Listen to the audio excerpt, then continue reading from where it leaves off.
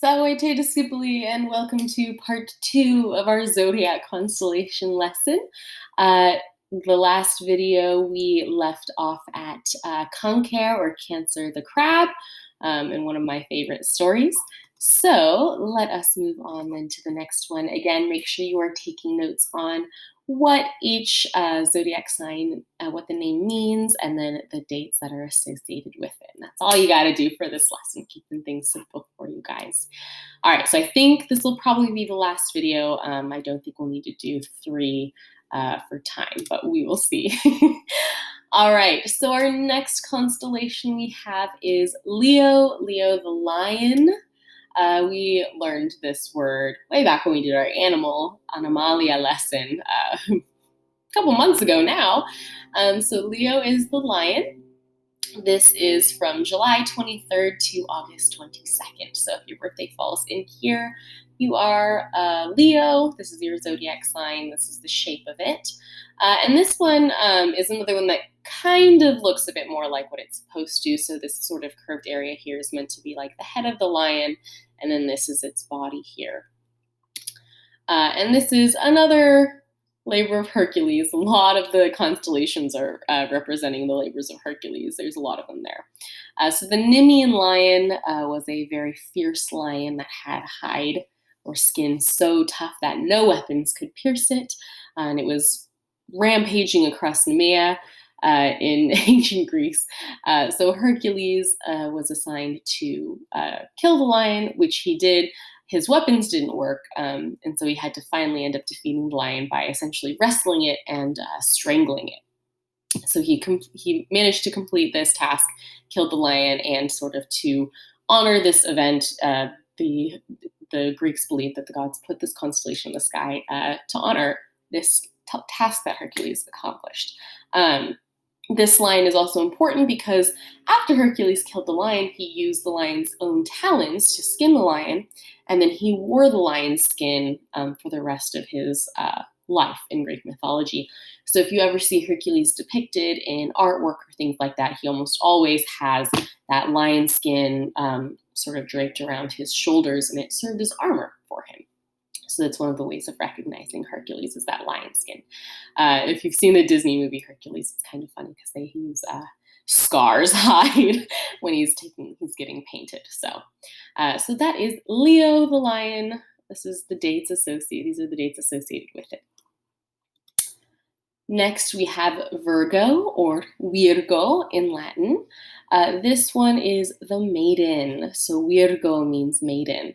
And this one, again, it kind of looks like it might be a person. So we've got like kind of the body and the arms of a person, missing constellation for her head, but we just have to imagine that it's there.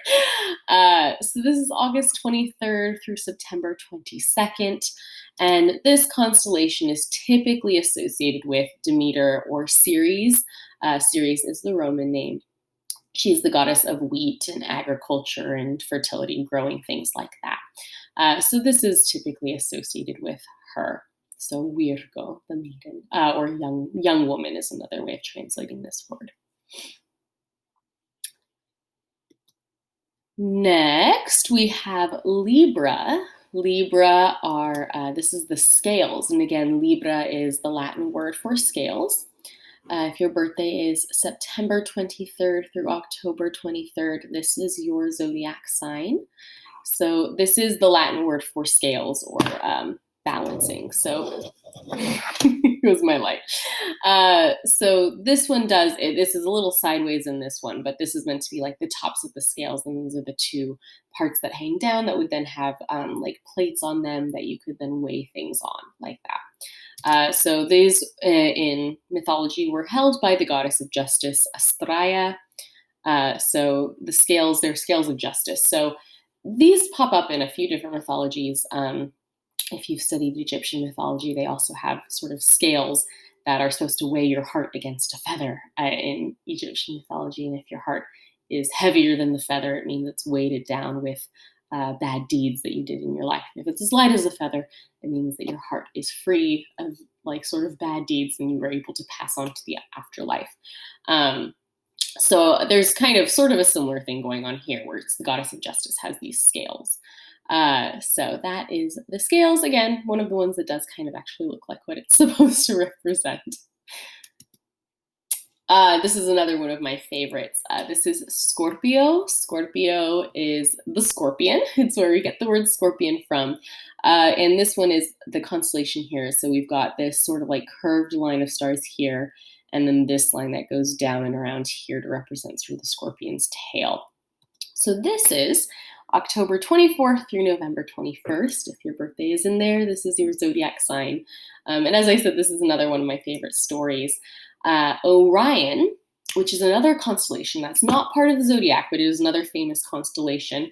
Orion was a very skilled hunter, and there's a few different versions of the story as to how Orion ended up a constellation.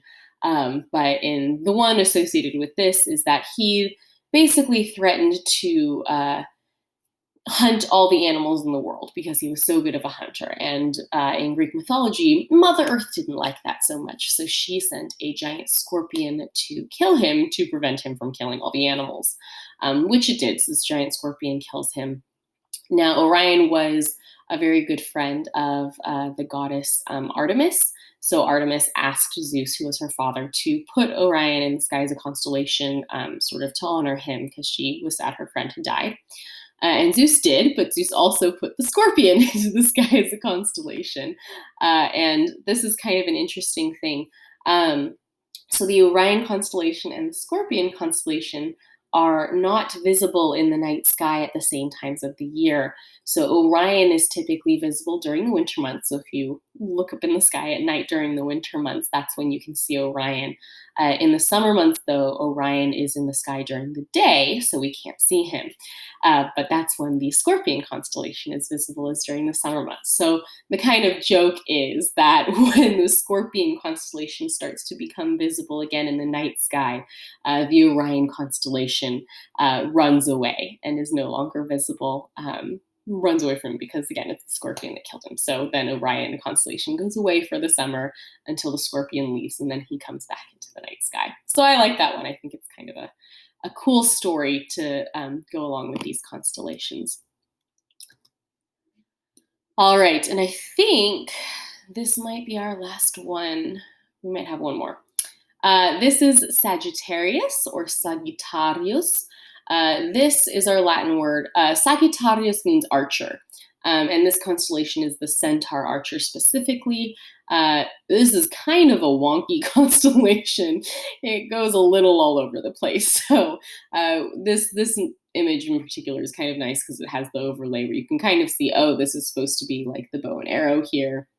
And then this is supposed to be like the body of the centaur, I guess. But it's kind of a crazy constellation. But this one is November 22nd through December 21st.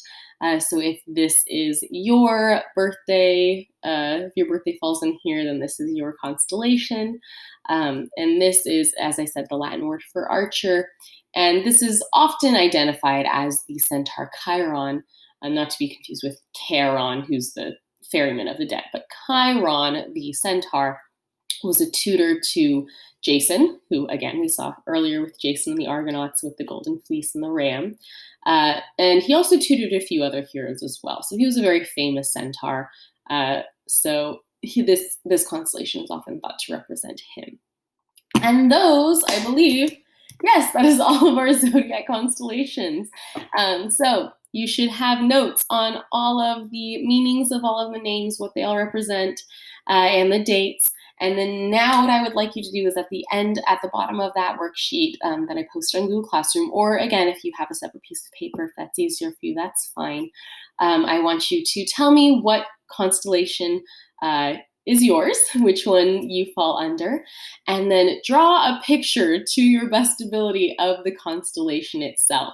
So you can go back through the slides. I'll have these posted and you can kind of copy, or you can just Google search the constellations yourself and try to copy the constellation.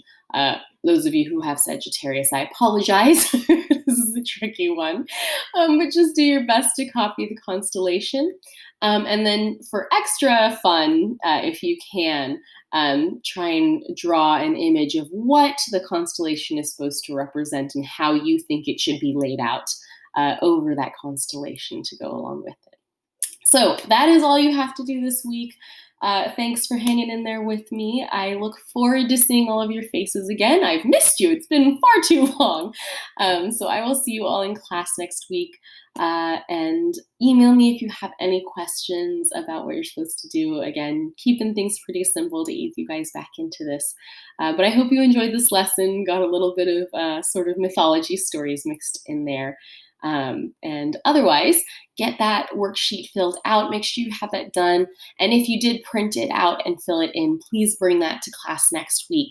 If you are able, you can also type it into Google Classroom and just submit it there, whatever works best for you. But get that done, get that worksheet done, and make sure you either turn it in on Google Classroom or bring it to me next week in class. And I will see you all then. Wale te discipuli.